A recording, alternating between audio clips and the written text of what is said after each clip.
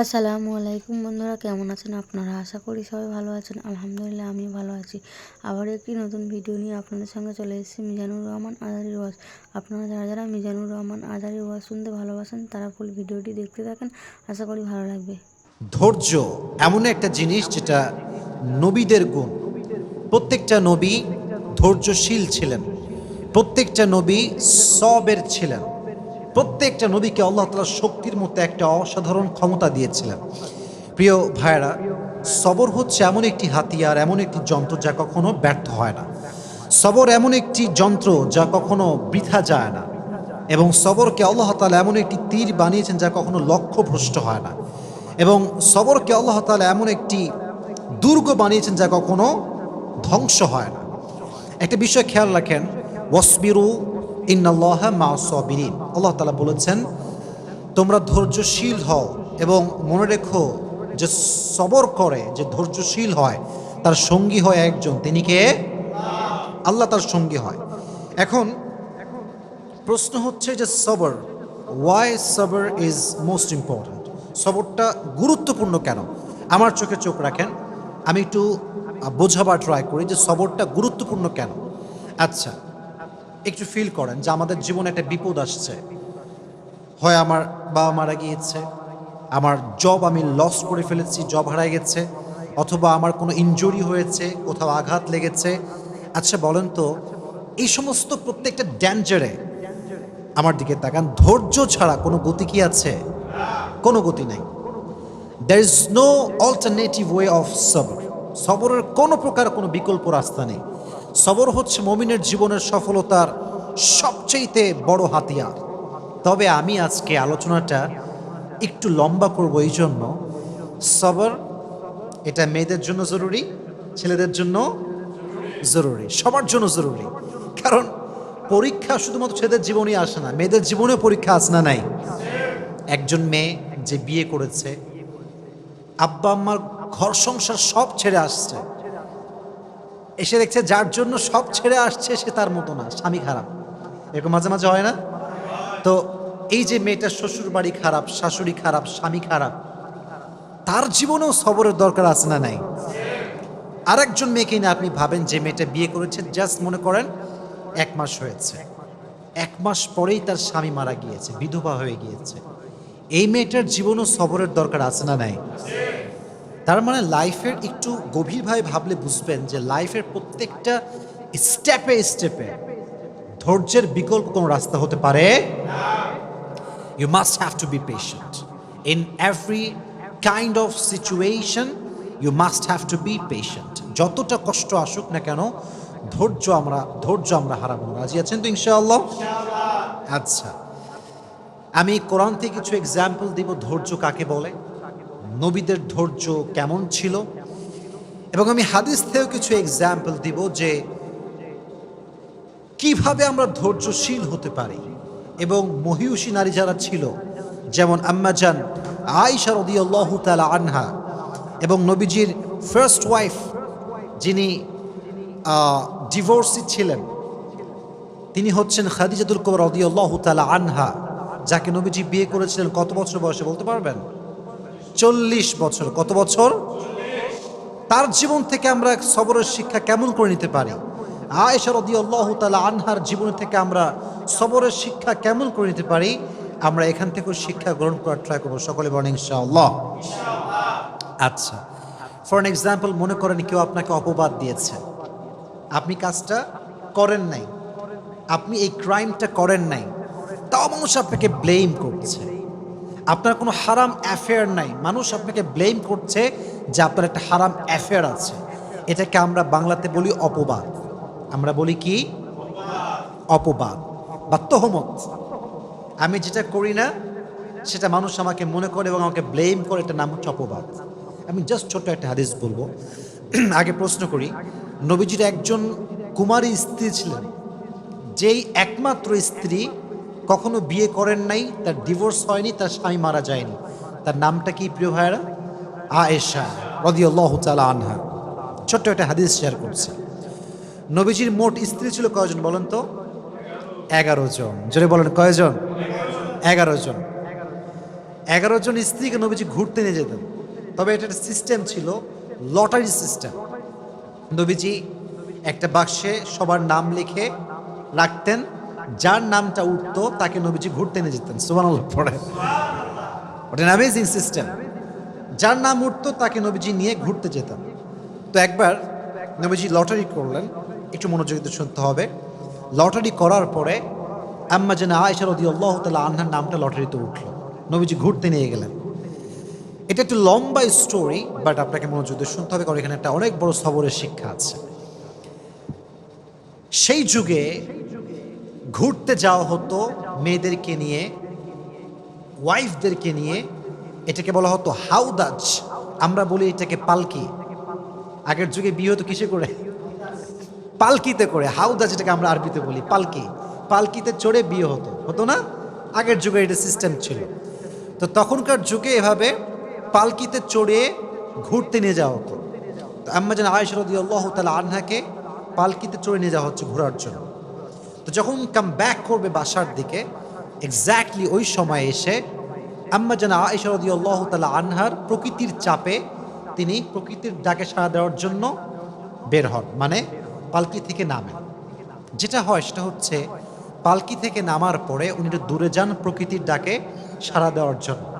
এখন মজার বিষয় হচ্ছে আম্মা জান আয়েশা রাদিয়াল্লাহু তাআলা আনহা ছিলেন, she was slim, she was not fat. উনি খুব চিকন ছিলেন, মোটা ছিলেন না, চিকন ছিলেন। চিকন মানুষ কোথাও উঠলেও বোঝা যায় না, নামলেও বোঝা যায় না, কারণ সে স্লিম বডি বিলং করে। মোটারা কোথাও উঠলে দেখবেন মাঝে মাঝে মোটারা রিক্সায় উঠলে রিক্সার জায়গায় থাকে না বসা। তো এটা হচ্ছে বডির ডিফারেন্স।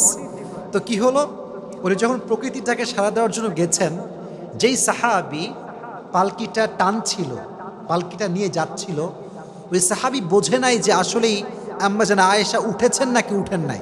যেহেতু উনি স্লিম ছিলেন, উঠলেও যা, না উঠলেও উনি নিয়ে চলে আসছে। আম্মা জান আয়েশা রাদিয়াল্লাহু তাআলা আনহা যখন প্রকৃতির ডাকে সাড়া দিয়ে ফিরে আসেন, দেখছেন পালকি নাই। পালকি কোথায়? পালকি আর নাই, পালকি চলে গিয়েছে। কারণ সে ভেবেছে এখানে আয়েশা রাদিয়াল্লাহু তাআলা আনহা আছেন। তো উনি যখন ফিরে আসলেন, দেখলেন পালকি নেই। তখন উনি খুব সবরের সাথে অপেক্ষা করলেন। যখন দেখলেন অপেক্ষা করেও আসছে না, তখন তিনি কি করলেন জানেন? সুন্দর করে মরুভূমিতে শুয়ে পড়লেন চাদর মুড়ি দিয়ে। চাদর মুড়ি দিয়ে শুয়ে পড়লেন। অনেক লম্বা স্টোরি, আমি প্রেসাইজলি বলছি, but there is a lesson, very important lesson, অনেক গুরুত্বপূর্ণ একটা শিক্ষা আছে। তো যখন নবীজি দেখলেন যে আয়েশা নেই রাদিয়াল্লাহু তাআলা আনহা, উনি একজন সাহাবীকে লস্ট অ্যান্ড ফাউন্ডের দায়িত্ব দিয়েছিলেন, যে কে হারাচ্ছে, কে সফরে আছে, কে নেই, এটা খোঁজাখুঁজির জন্য। যেমন যদি আপনারা কখনো পিকনিকে যান, দেখবেন যে একজন লোক থাকে যে মাইক নিয়ে ডাকে, অমুকে আসছে কিনা, অমুকে বাসে উঠেছে কিনা। এরকম পিকনিকে হয় কি হয় না? হয়। ডাকে, কোথায় কে আছো, কে মিসিং আছো, বের হয়ে আসো। তো যেই সাহাবীকে নবীজি দায়িত্ব দিয়েছিলেন তার নাম হচ্ছে আব্দুল্লাহ ইবনে মুআত্তাল। আব্দুল্লাহ ইবনে মুআত্তাল রাদিয়াল্লাহু তাআলা আনহু। উনি এবার আয়েশা রাদিয়াল্লাহু তাআলা আনহাকে খোঁজা শুরু করলেন। খুঁজতে খুঁজতে তিনি দেখতে পেলেন আয়েশা রাদিয়াল্লাহু তাআলা আনহা মরুভূমির মাঝখানে চাদর মুড়ি দিয়ে শুয়ে আছেন। উনি বুঝতে পারেন এটাই আয়েশা রাদিয়াল্লাহু তাআলা আনহা। উনি ডাকলেন না, গিয়ে কথা বললেন না, চুপচাপ দাঁড়িয়ে থাকলেন। যখন আয়েশা টের পেল যে এখানে কেউ এসেছে আমাকে নেওয়ার জন্য, উনি চলে আসলেন। এবার তাকে নিয়ে সে ফিরে আসলো নবীজির কাছে। কিন্তু যেহেতু সফরের সবাই ফিরে গিয়েছে বাসাতে, আর সর্বশেষ আব্দুল্লাহ ইবনে মুআত্তাল আম্মা জান আয়েশাকে নিয়ে ফিরে এসেছেন, মুনাফিকদের সর্দার আব্দুল্লাহ ইবনে সালুল সুযোগ পেয়ে গেল। কি সুযোগ? এবার সে ব্লেম শুরু করলো যে আয়েশার সঙ্গে এই সাহাবীর একটা জেনার সম্পর্ক আছে। সকলে বলেন নাউজুবিল্লাহ। পৃথিবীর সবচাইতে সতীত্ববান নারীর উপরে জেনার ব্লেম, কত বড় মারাত্মক জঘন্য অপরাধের ব্লেম। আপনি চিন্তা করতে পারেন কার ব্যাপারে? আপনার ব্যাপারে নয়, আমার ব্যাপারে নয়, সবচেয়ে সতীত্ববান নারী আয়েশা রাদিয়াল্লাহু তাআলা আনহার ব্যাপারে ব্লেম করা হলো যে সে এই সাহাবীর সঙ্গে ওই মরুভূমি থেকে আসার সময় খারাপ কাজ করেছে, অন্যায় করেছে, জেনা করেছে। কিন্তু বিষয়টা আয়েশা জানতেন না যে আমার বিষয়ে এই ব্লেমটা করা হয়েছে। কিন্তু উনি ফিল করলেন যে প্রিয় নবীজি আমাকে আগে যেমন আদর করতেন এখন আর তেমন আদর করেন না, আগে যেমন ভালোবাসতেন এখন তেমন আর ভালোবাসেন না। এটা তিনি ফিল করতে শুরু করেন, but she had no idea যে আমাকে এরকম একটা ব্লেম করা হয়েছে। তো একটা সময় গিয়ে আয়েশা রাদিয়াল্লাহু তাআলা আনহা বাবার বাসায় আসলেন। বাবার বাসায় যখন আসছে তখন আশেপাশের লোক বলতে শুরু করছে, আয়েশা তোমার নামে তো এরকম গুজব ছড়ানো হচ্ছে, তুমি নাকি অমুক সাহাবীর সঙ্গে এই সম্পর্ক করেছিলা সফর থেকে ফিরে আসার সময়। এটা শুনে আয়েশা রাদিয়াল্লাহু তাআলা আনহা just she was shocked and thunder. এটা কেমন কথা, কত বড় মিথ্যা অপবাদ আমার উপরে। কিন্তু দেখেন, পৃথিবীর নির্মম বাস্তবতা হচ্ছে কষ্টে পড়লে বোঝা যায় যে কে আপন কে পর। কষ্ট বিপদ হচ্ছে এমন একটা জিনিস যেটা মানুষকে চিনিয়ে দেয় যে কে আমার আপন কে আমার পর। আমার যখন খুব কষ্ট আসে, খুব বিপদ আসে, আমার একদিক থেকে খুব ভালো লাগে যে আমি আমার আপন মানুষ চিনছি। এবং যখন আমি চিনে ফেলি তখন আমি বলি যে ভাই বিপদ তো আসবে আর যাবে, কিন্তু আমি তো আপনাকে চিনে ফেললাম যে আপনি কোন ক্যাটাগরির লোক, এটা আমার বোঝা হয়ে গেল। তো আম্মা জান আয়েশা দেখলেন যে সবাই তার বিপক্ষে, কেউ তার পক্ষপাতী করে না। ইভেন সর্বশেষ, অনেক লম্বা স্টোরি, আমি জাস্ট প্রেসাইজলি বলছি, সর্বশেষ নবীজি আম্মা জান আয়েশার কাছে আসলেন, এসে বলেন, আয়েশা তুমি যদি সত্যি এই অন্যায় করে থাকো আল্লাহর কাছে মাফ করো, আল্লাহর কাছে মাফ চাও, আল্লাহ তোমাকে মাফ করে দিবে। এই কথা শুনে আয়েশা রাদিয়াল্লাহু তাআলা আনহা আকাশ থেকে পড়েছে, নবী হে, শেষমেশ আপনিও আমাকে এই কথা বলছেন, আপনিও এই রুমরে বিশ্বাস করেছেন, আপনিও এই গুজবে বিশ্বাস করেছেন? অপেক্ষা করেন, আল্লাহ আমার জন্য আছে। সুবহানাল্লাহ পড়েন। উনি চাইলে বলতে পারতেন যে আমি আর সংসার করব না, আমি আর এই সমাজে থাকবো না, আমি গলায় ফাঁসি নিব, আমি সুইসাইড করব, যেটা আমরা সাধারণ মানুষরা বলি। উনি একটুও কমপ্লেইন করেন নাই, জাস্ট কষ্ট পেয়েছেন, সবর করেছেন। আল্লাহ তাআলা আয়েশা রাদিয়াল্লাহু তাআলা আনহার চরিত্রকে সুন্দর প্রমাণ করার জন্য, উনি যে কোনো অন্যায় করেন না এটা প্রমাণ করবার জন্য আল্লাহ নিজে কোরআনের আয়াত নাজিল করে দিয়েছে। সুবহানাল্লাহ পড়েন। আল্লাহ নিজে আয়াত নাজিল করে ব্যাখ্যা দিয়েছেন যে আমার প্রিয় বান্দি আয়েশা কোনো অপরাধী নয়, সে কোনো জুলুম করে নাই, সে কোনো জেনা করে নাই, ব্যভিচার করে নাই।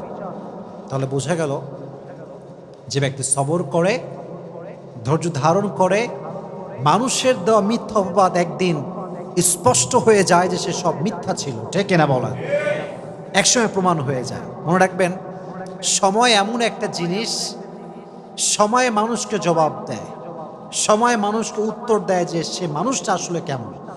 আপনাকে যদি কেউ ভুল বুঝে ব্যাখ্যা দিবেন না, just wait for the right time. সময়ের অপেক্ষা করেন। সময় হচ্ছে এমন একটা জিনিস, এমন একটা কাঁটা, এটা ঘোরে আর কে কেমন এটা সত্যতা বলে দেয়, ঠিক কিনা বলেন? Wait for the right time, সঠিক সময় অপেক্ষা করেন। তাহলে আয়েশা রাদিয়াল্লাহু তাআলা আনহাকে ব্লেম করা হয়েছে, এবার আমাকে জবাব দেন, উনি কি ধৈর্যহীন ছিলেন না ধৈর্যশীল ছিলেন? She was patient. In every kind of situation, she was patient. ধৈর্যশীল ছিলেন। ফলে কি হয়েছে? আল্লাহ নিজে আয়াত নাজিল করেছেন কার ব্যাপারে? যেহেতু আয়েশা সবর করেছে, তার ব্যাপারে কোরআনে আয়াত নাজিল করেছে। একজন আওয়াজ দিয়ে বলেন, তিনি কে? ইন্নাল্লাযীনা জাউ বিল ইফকি উসবাতুম মিনকুম লা তাহসাবুহু শাররাল লাকুম বাল হুয়া খায়রুল লাকুম লিকুল্লি ইমরিইম মিনহুম মাকতাসাবা মিনাল ইথম ওয়াল্লাযী তাওয়াল্লা কিবরাহু মিনহুম লাহু আযাবুন আলীম। আল্লাহ বলছেন, নবী হে, কাফেরদের মাঝ থেকে কিছু গোষ্ঠী আপনার কাছে এসেছে আয়েশার ব্যাপারে মিথ্যা তথ্য দেওয়ার জন্য, অপবাদ দেওয়ার জন্য।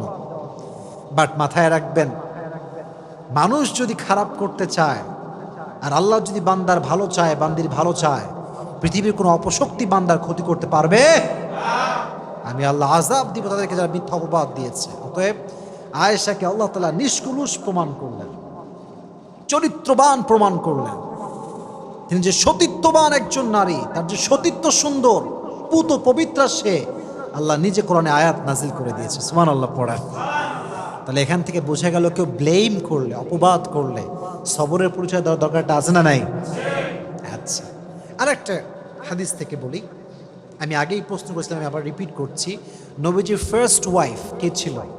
প্রথম বউ খাদিজাতুল কুবরা রাদিয়াল্লাহু তাআলা আনহা। বলেন নাম ছিল কি? আরো যে বলেন নাম ছিল কি? খাদিজা রাদিয়াল্লাহু তাআলা আনহা। আমি খুবই শর্টকাটে কথাটা বলতে চাই, কারণ আমাকে অনেকগুলো আয়াত বলতে হবে, নবীর জীবন থেকে কিছু এক্সাম্পল দেওয়া লাগবে, তাই আমি এগুলো লম্বা করতে চাচ্ছি না।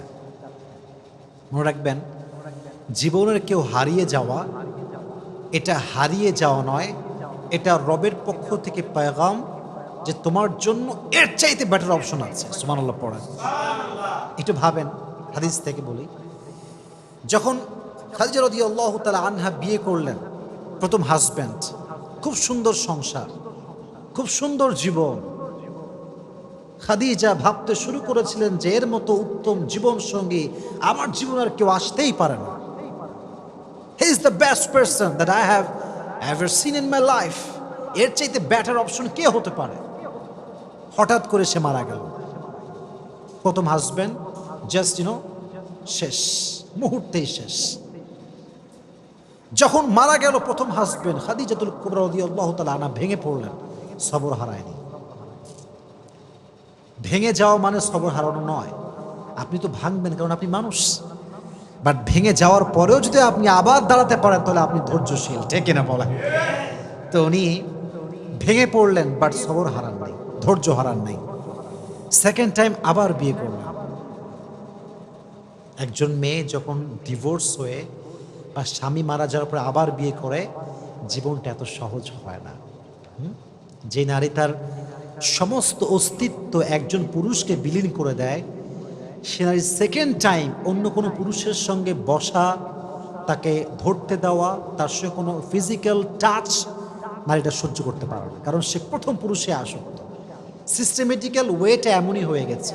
কোনো মেয়ে যদি বিয়ে করে, তার ফার্স্ট হাজব্যান্ড যে, সে তার প্রতি আজীবন দুর্বল থাকে, কারণ তার প্রথম টাচটা সে তাকে করেছে, হালাল টাচ যেটাকে আমি বলি। তো নারীদের এটা অনেক বেশি কষ্ট হয়, সাফার করে নারীরা। মনে রাখবেন, স্পর্শ নারীর জন্য বেশি সেন্সিটিভ পুরুষের চাইতে, কারণ পুরুষের যেই ভার্জিনিটি, এটা নারীর চাইতে বেশি দামি নয়। আল্লাহ নারীর সতীত্বকে যে সম্মান দিয়েছে, সে সম্মান পৃথিবীর কিছুকে আল্লাহ তাআলা দেয়নি। সুবহানাল্লাহ পড়ায়। এই জন্য নারী যখন ডিভোর্সি হয়ে যায়, তখন নারী অন্য কোনো পুরুষকে সহজে অ্যাকসেপ্ট করতে পারে না, খুব কষ্ট হয়। ওই প্রথম স্মৃতিগুলো বারবার চোখের সামনে ভেসে ওঠে। কথা ঠিক কিনা বলেন? তো ফার্স্ট বিয়ে, স্বামী মারা গেছে। সেকেন্ড টাইম খাদিজার আব্বাজান অনেক বড়, he was the biggest business magnate, অনেক বড় ব্যবসায়ী ছিলেন। বুঝিয়ে শুনিয়ে সুন্দর একজন যুবকের সঙ্গে আবার বিয়ে দেন, এবং এই সংসারটা একটু লম্বা হয়, এবং সেখানে বাচ্চাও আসে, ছেলে সন্তান হয়। সুবহানাল্লাহ পড়া। বিয়ের পরে স্বামীর ভালোবাসা একটা আদর, এটা একটা ভালোবাসার পয়েন্ট। আবার যদি সেই স্বামীর ঘরে সন্তান আসে, ওখানে আরো ভালোবাসা আছে না নাই? আবার মারা গেল, সেকেন্ড স্বামীও মারা গেল। এইভাবে যখন স্বামী মরতে শুরু করেছে, খাদিজা রাদিয়াল্লাহু তাআলা আনহা ফাইনালি ডিসাইড করলেন যে I will never ever get married again, এটাই লাস্ট, আর বিয়ে করব না। জীবনে যাই হোক আমি সবর করব এবং আমি স্থির থাকবো, আমি আর বিয়ে করব না। তিনি ভেবেছিলেন ফার্স্ট অপশনের চাইতে সেকেন্ড অপশন বেটার হবে না। আবার যখন সেকেন্ড জনকে পেয়ে গিয়েছেন, তিনি যখন মারা গিয়েছেন, ভেবেছেন যে পৃথিবীতে আর কোনো এর চাইতে ভালো হতে পারে না। কিন্তু কেউ না জানলেও সত্য জানে একজন, তিনি কে? ধৈর্যশীল ছিলেন, সবর করেছেন, নিয়ত করেছেন বিয়ে করব না, বাট সবর ছিল কি ছিল না? রেজাল্ট কি হয়েছে? রেজাল্ট দেখেন। ব্যবসা করেছেন, গরিব মানুষদেরকে সহযোগিতা করেছেন, নিজেকে কাজে ব্যস্ত রেখেছেন, বিজনেস সামলেছেন, আল্লাহ তাআলা সবরের বিনিময় হিসেবে, ধৈর্যের বিনিময় হিসেবে শেষ নবীকে তার প্রথম স্বামী হিসেবে কবুল করেছে। সুবহানাল্লাহ। এটা হচ্ছে সবরের রেজাল্ট। মানে আমার কাছে এই হাদিসটা the best example, the best example.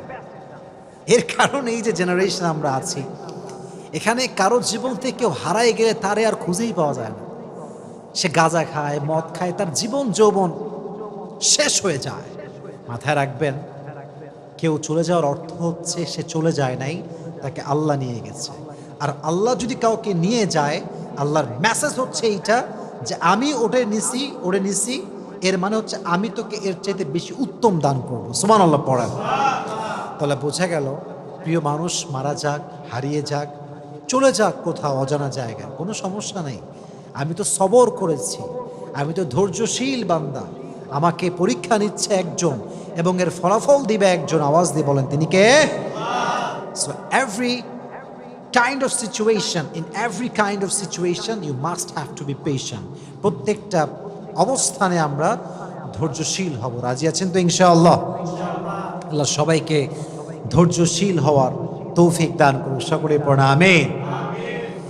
এবার আসেন কিছু নবীদের এক্সাম্পল দেই যারা ধৈর্যের পরিচয় দিয়েছেন। আমি একটু পরীক্ষা করি আপনাদের সবাইকে, দেখি আপনারা কতটুকু ক্যাচ করতে পারেন, গ্যাস করতে পারেন। একজন নবী ছিলেন যে নবীর পুরো শরীরে পোকা ধরে গিয়েছিল, পুরো শরীরটা পোকা খেয়ে শেষ করতে যাচ্ছিল। নবীর নামটা কি ছিল? আইয়ুব আলাইহিস সালাতু ওয়াস সালাম।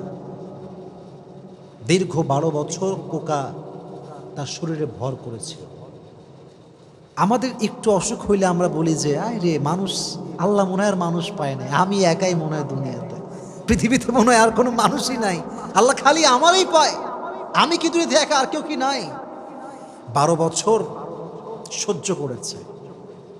পোকা উঠতে উঠতে যখন জিহবায় এসেছে, তখন আইয়ুব মুখ খুলেছে। ওয়াইয়ুবা ইয নাদা রাব্বাহু আন্নী মাসানিয়াল দুররু ওয়া আনতা আরহামুর রাহিমিন। দোয়া করার একটা সিস্টেম আছে। আমি জুমার লেকচারে বলেছিলাম, দোয়ার একটা কোয়ালিটি আছে, চাওয়ার মাঝে একটা গুণ আছে। দেখেন, উনি বলেন নাই যে আল্লাহ তুমি আমাকে এই রোগ কেন দিলা, ঠিক করে দাও, বলেন নাই। আন্নী মাসানিয়াল দুররু ওয়া আনতা আরহামুর রাহিমিন। আল্লাহ আমি তো বিপদে আছি, তুমি তো রহমান। কথার ভাঁজ দেখেন। আমি আমার আব্বাকে বলছি, আব্বা আমি সকাল থেকে খাই নাই, খাবার কিন্তু চাই নাই, আমি না খেয়েছি আর তুমি আমার আব্বা, এটা বললেই না, আব্বা বুঝে যাবে যে আমার ছেলের এখন খাবার দরকার। আইয়ুব আলাইহিস সালাতু ওয়াস সালাম হি নেভার কমপ্লেইনড। উনি বলেছেন, আল্লাহ আমি কষ্টের ভেতরে আছি আর তুমি তো রহমান, আর রহমান তো কারো কষ্ট সহ্য করতে পারে। কখন বলেছেন? যখন এই পোকা উঠতে উঠতে তার জিহবায় চলে এসেছে। আল্লাহকে বলছে, আল্লাহ পুরো শরীরটা আমার খেয়ে ফেলুক, কিন্তু যে জিহবা দিয়ে আমি তোমার জিকির করি সেটা যদি পোকা নষ্ট করে ফেলে, আমি তো তোমাকে আর ডাকতে পারবো না, তুমি আমাকে রহম করো, তুমি আমাকে রহম করো। এই সবর যে করেছে, আল্লাহ তাআলা ডাকার সঙ্গে সঙ্গে তার সমস্ত রোগকে ধূলিসাৎ করে তাকে আল্লাহ তাআলা শিফায়ে আজলা কামিলা দান করে দিয়েছে। সুবহানাল্লাহ। তাহলে বোঝা গেল, রোগ বালাই হচ্ছে ব্লেসিং, মার্সি, বারাকা ইন ইউর লাইফ।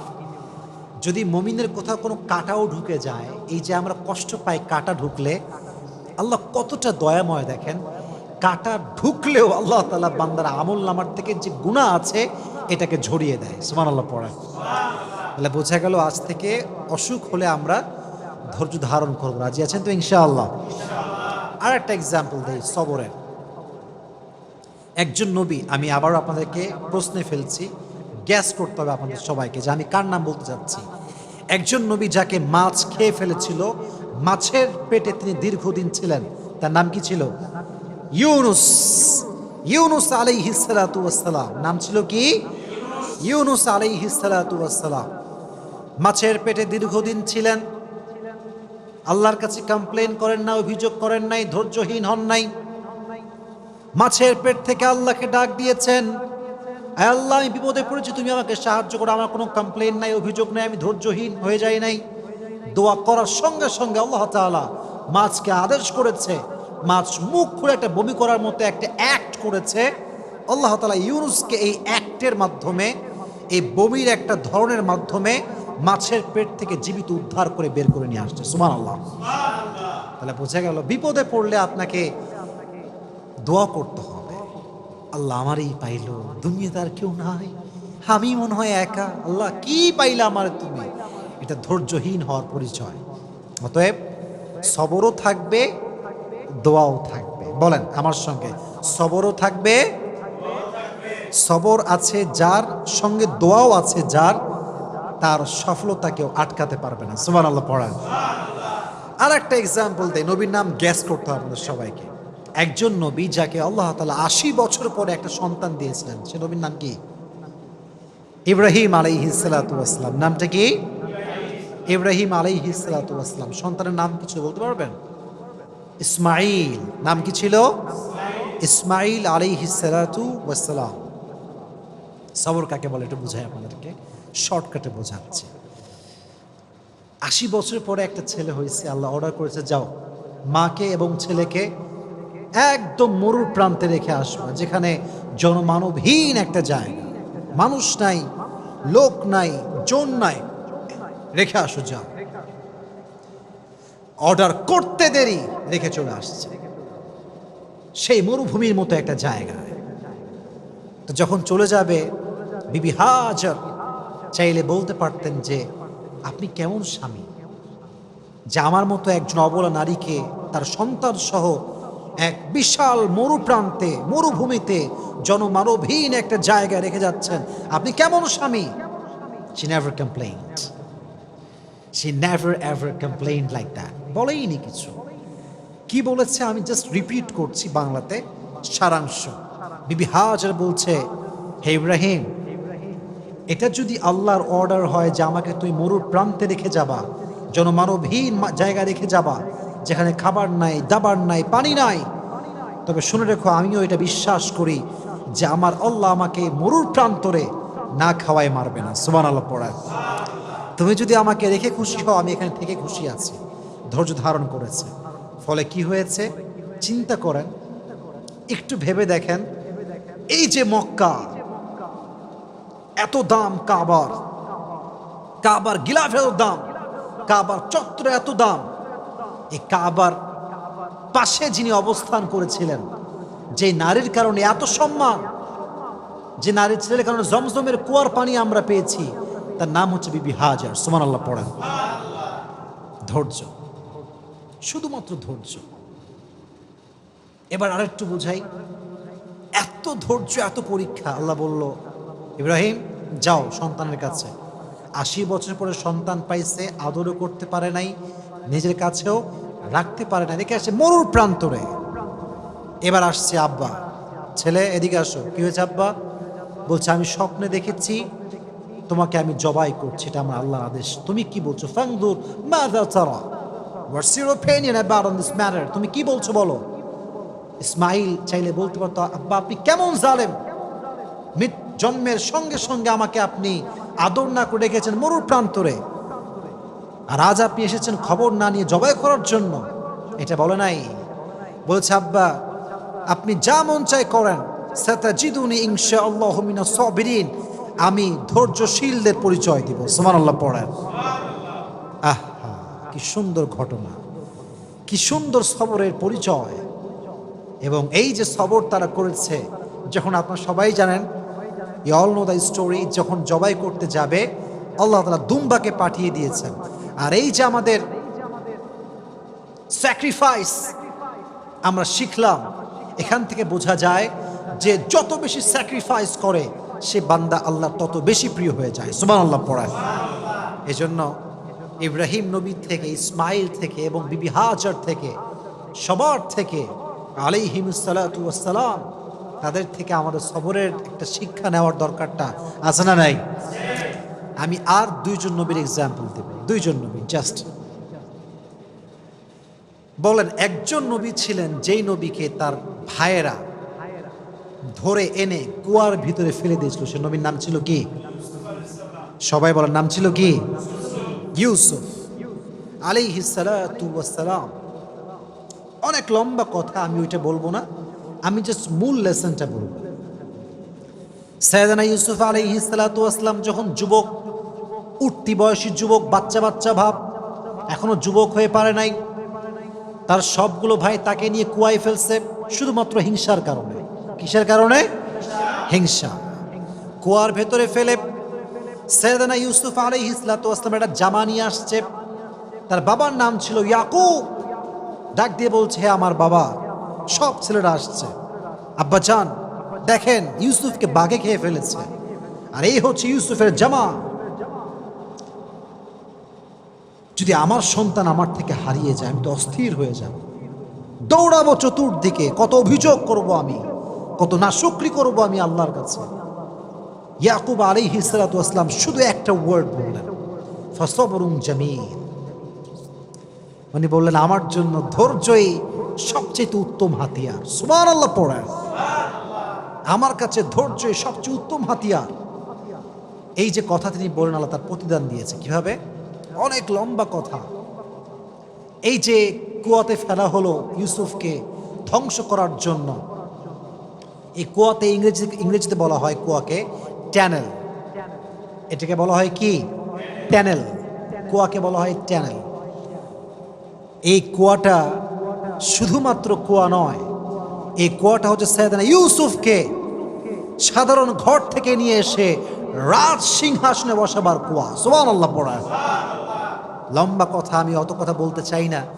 যখন তিনি মিশরের অর্থনৈতিক যে মন্ত্রী বলা হয়, তিনি হলেন ফিনান্স মিনিস্টার, অর্থমন্ত্রী তিনি হলেন। তো যখন কেনানে অভাব দেখা দিল, তার সব ভাইগুলো ইউসুফের কাছে আসছে সাধারণ মানুষ হয়ে সাহায্য নেওয়ার জন্য।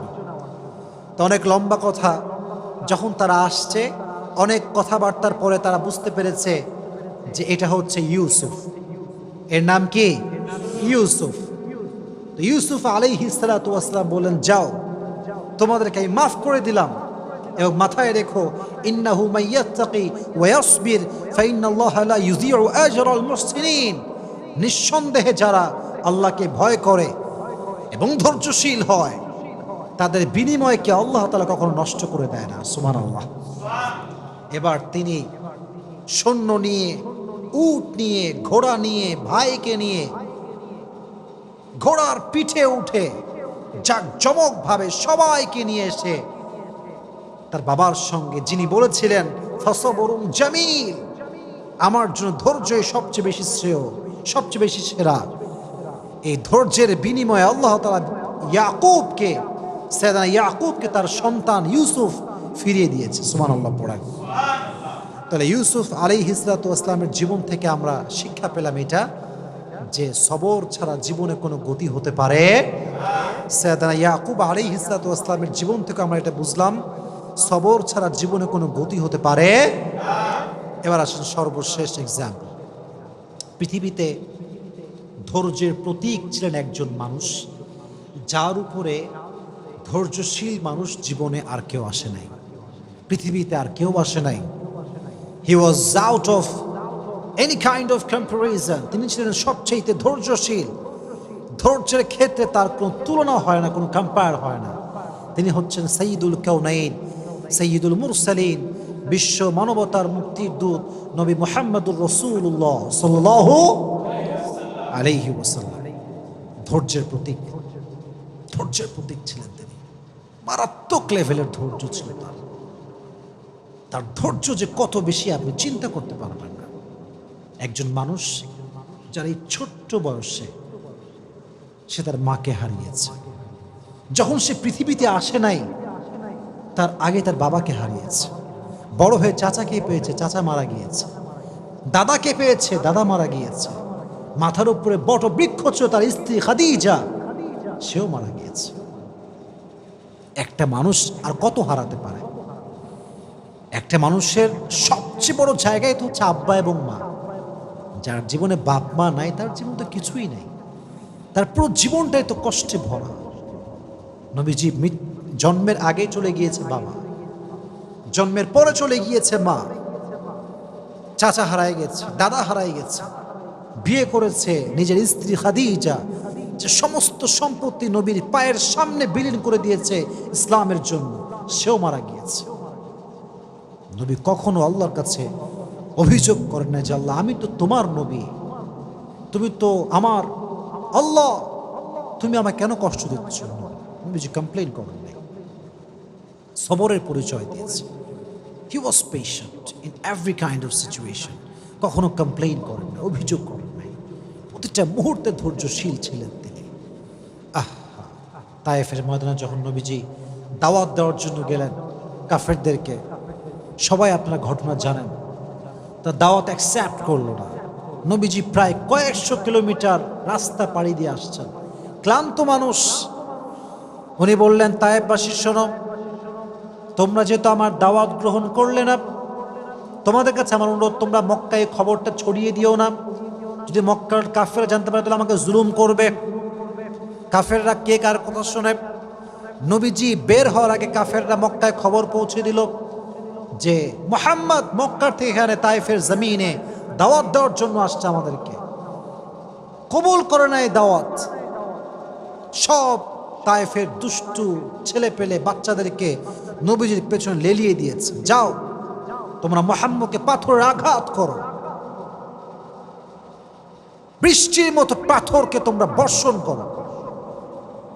আমি যখন রেলগেটে যাই, আমি জাস্ট এটা ফিল করি, রেলগেটে দেখবেন যে প্রত্যেকটা রেল লাইনের মাঝখানে এরকম বড় বড় পাথর থাকে, দেখছেন আপনারা সবাই, এরকম শক্ত শক্ত পাথর। আমি জাস্ট এটা ফিল করি, যদি এই পাথরটা তুলে আমি আসিফকে কেউ আঘাত করে আমার কি হবে? আমি কি আদৌ সহ্য করতে পারবো এই আঘাতটা? তখন আমি ফিল করি যে তায়েফের জমিনে আমার নবীকে এর চাইতে বড় বড় পাথর দিয়ে মেরে রক্তাক্ত করা হয়েছে। নবীর রক্ত পড়েছে, নবীর রক্তে পুরো মাটিটা ভিজে গেছে। নবীজির রক্তে পড়ে বেহুশ হয়ে গেছে। সাহাবী এসে ধরেছে, ধরে উঠাইছে, নবী হে এবার তো বদদুয়া করেন, এবার তো বদদুয়া করে ফেলেন, আর কত সহ্য করবেন? নবীজি বলছে, শোনো, আমি তো বদদুয়া করার জন্য আসি নাই, হয়তো আমার দাওয়াত তায়েফের লোকরা কবুল করে নাই, তো কি হয়েছে, নেক্সট জেনারেশন যে হবে তারা হয়তো বা ইসলামকে গ্রহণ করবে। সুবহানাল্লাহ পড়া। পাথরের আঘাত খেয়ে রক্তাক্ত হয়ে গিয়েছে, ধৈর্য হারায়নি, শক্তি হারায়নি, জুলুমের শিকার হয়েছে, কাউকে বদদুয়া করে নাই, সর্বাবস্থায় ধৈর্যের পরিচয় দিয়েছিলেন, সর্বাবস্থায় দিয়েছেন। আজকে আমাদের অভাব আসলে আমরা কত কথা বলি, টাকা নাই, আমার কাছে এইটা নাই, এইটা নাই, I don't have anything, just complain. আছে কিন্তু সব, শুকরিয়া নাই। যার শুকরিয়া যত বেশি তার নিয়ামত তত, যার অশুকরি, যার নাশুক যত বেশি তার নিয়ামত তত বেশি কম। ঠিক না বলা? ধৈর্যশীল হতে হবে, সবের হতে হবে, এবং শাকের অর্থাৎ গ্রেটফুল, শুকর গুজার হতে হবে, কৃতজ্ঞ বোধ হতে হবে। আল্লাহ তুমি আমাকে যা দিয়েছো, what ever I have, I am happy with that. আমি আলহামদুলিল্লাহ খুশি আছি। আমার বাড়ি নাই তাও খুশি, আমার গাড়ি নাই তাও খুশি। আল্লাহ তুমি জাস্ট আমার হলেই আমার চলবে ইনশাআল্লাহ। তাহলে বোঝা গেল প্রত্যেকটা নবীর থেকে, যেমন আমরা শুনেছি আইয়ুব আলাইহিস সালাতু ওয়াস সালামের কথা, আমরা শুনেছি ইউনুস আলাইহিস সালাতু ওয়াস সালামের কথা, আমরা শুনেছি ইব্রাহিম আলাইহিস সালাতু ওয়াস সালামের কথা, আমরা শুনেছি ইয়াকুব আলাইহিস সালাতু ওয়াস সালামের কথা, আমরা শুনেছি ইসমাঈল আলাইহিস সালাতু ওয়াস সালামের কথা, আমরা শুনেছি ইউসুফ আলাইহিস সালাতু ওয়াস সালামের কথা, আমরা শুনেছি নবীর কথা, শেষ নবীর কথা। এর দ্বারা বোঝা গেল যে ধৈর্যশীল আমরা আজ থেকে আর হব না। হব কি হব না? আল্লাহ সবাইকে ধৈর্যশীল হওয়ার তৌফিক দান করুক, সকলেই পড়া আমিন। আর বিশেষ করে আমি একটা কথা বলে শেষ করতে চাই আমার বোনদের জন্য, specially for my sisters, those who R listening me from YouTube or Facebook, this is my humble request for everyone. যদি বিয়ের পরে দেখেন আপনার স্বামী খারাপ, তাহলে আগেই অভিযোগ করেন না, আগেই ডিভোর্স নিয়ে ভাইবেন না। Divorce is just far away, बहुत दूर की बात है। पहले ट्राई करो, पहले कन्विंस करो, पहले एडजस्ट करो, फिर उसके बारे में सोचना। আমরা আগেই ডিভোর্স দিয়ে ভাবি যে তালাক দিলেই মনে হয় সমাধান। না, কে বলছে আপনার সমাধান? আপনি মনে করতেছেন আমার বোন যেই স্বামী বাদ দিলে আরেকটা স্বামী খুব ভালো হবে, কে বলছে আপনার? গ্যারান্টি আছে আপনার কাছে? ছেলেরা প্রথমে খুব ভালো মনে হয় দেখলে, ফেরেশতা, কনফার্ম জান্নাতি লেভেলের একটা, পরে গিয়ে যে কি বদমাইশ হয় এটা আপনি কল্পনা করতে পারবেন না। এই জন্য যেই স্বামী আপনার কাছে আছে ওকে একটু কনভিন্স করেন, ওর সঙ্গে অ্যাডজাস্ট করার ট্রাই করেন। You have to give your best, you have to try your best, you have to give the best effort. যতটুকু পারা যায় ট্রাই করেন মানানোর জন্য, ভালোবাসা দিয়ে, আদর দিয়ে, যত্ন দিয়ে, আব্বা আম্মাকে দিয়ে, মুরব্বিকে দিয়ে তাকে কনভিন্স করেন। মাথায় রাখবেন, নারীর ডিভোর্স হয়ে গেলে তার সম্মান কমে যায়, তার স্ট্যাটাস লো হয়ে যায়। যতই আপনি ওয়াজ করেন, যতই আমি ওয়াজ করি, দিন শেষে সত্য সত্য, রিয়েলিটি ইজ রিয়েলিটি। এখানে কোনো প্রকার কোনো কথা চলবে না। এই জন্য বন্ধুকে বলবো, বোনেরা, যদি সাংসারিক জীবনে সুখী হতে চান, there is no alternative way of সবর। সবর যার আছে বেশি, তার সংসার তত টিকে বেশি। আমার সঙ্গে রিপিট করেন, রিপিট আফটার মি। যেই মেয়ের সবর যত বেশি, তার সংসার টিকে তত। আপনি দেখবেন অনেক সময় বিয়ের 2 দিন পরে ডিভোর্স, এরকম ঘটনা বাংলাদেশে আছে না নাই? মানে বিয়ে করে গেল, জাস্ট শুনলাম 2 দিন পরে ডিভোর্স। ভাই, হোয়াট হ্যাপেন্ড? ডিভোর্স আপনার সঙ্গে হতে পারে, আমার সঙ্গেও হতে পারে। It can happen with anyone, but the fact is, are you really patient? আপনি কি ধৈর্যশীল কিনা? That is the fact. আমি ধৈর্যশীল হলাম না এবং আমার ডিভোর্স হলো, আপনি অধিকার রাখেন আমাকে ব্লেম করার, যে আপনার মতো ফালতু লোক দুনিয়াতে কেউ নাই। কিন্তু আমি যদি পেশেন্ট হই, আমি যদি আমার ওয়াইফের সঙ্গে অ্যাডজাস্ট করে চলি, সব কিছুর পরে যদি আমি ব্যর্থ হই, তাহলে আপনি আমাকে ব্লেম করতে পারবেন না। আর হ্যাঁ, সর্বশেষ কথা, যদি কোনো মেয়ে দেখে যে না, কোনোভাবেই অ্যাডজাস্ট হচ্ছে না, শ্বশুর ভালো না, শাশুড়ি ভালো না, স্বামী ভালো না, no one is good person in my family, কাউরে ভালো লাগে না আমার, কেউ আমাকে বোঝে না, আমি যদি এখানে আর একদিন থাকি আমার জীবনটা জাহান্নাম হয়ে যাবে, তখন কোরআন বলছে ঠিক আছে, বের হয়ে আসো। যেটা আমি আগেও বলেছি, বের হয়ে আসো, জীবনকে সুন্দর করো, তাকে তার মতো থাকতে দাও, তুমি তোমার মতো জীবনকে গুছিয়ে নাও। তাহলে বুঝে গেল, you have to try your best first. আগে সর্বোচ্চ ট্রাই করেন, না পারলে তখন দেখা যাবে। তবে সবর হচ্ছে পৃথিবীতে সুখে থাকার সবচেয়ে বড় মাধ্যম। আল্লাহ আমাদের প্রত্যেকটা ভাইকে, প্রত্যেকটা বোনকে সবরের মতো একটা শক্তিশালী গুণকে অর্জন করে চলার তৌফিক দান করুন। আমিন। ওয়া আখির দাওয়ানা আলহামদুলিল্লাহি রাব্বিল আলামিন। ভিডিওটি ভালো লাগলে একটি লাইক, কমেন্ট ও শেয়ার করে পাশে থাকবেন বন্ধুরা। যারা যারা শেষ পর্যন্ত ভিডিওটি দেখেছেন তাদের জন্য অনেক অনেক ভালোবাসা থাকলো বন্ধুরা। আর নতুন নতুন ভিডিও পেতে চ্যানেলটিকে সাবস্ক্রাইব করে পাশে থাকবেন বন্ধুরা।